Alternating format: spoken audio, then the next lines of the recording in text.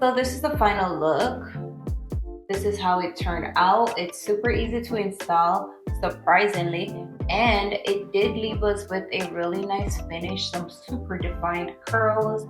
This is it. Actually pretty lightweight too. This is what it's from ISEE Hair, and this is their 20-inch Burmese crochet human hair, and this is what it's looking like now that we've installed it. I love how this turned out. Definitely a 10 for me. I love the curls on it. It's super lightweight, very convenient. This could be a nice little protective hairstyle. This is it. It's giving us some really nice curls, has a lot of volume to it, and I love whatever it's giving right now. It's just giving me really pretty vibes. This is it.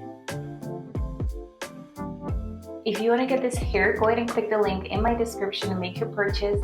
If you want to get any other product from ISEE Hair, their website will be in my description as well, so go ahead and make your purchase. This is where I'm leaving you guys for today. If you like this video, of course, give it a thumbs up. Leave your comments down below. Let me know how you feel about this hair. And most importantly, go ahead and subscribe to my channel, and I'll see you guys in another video.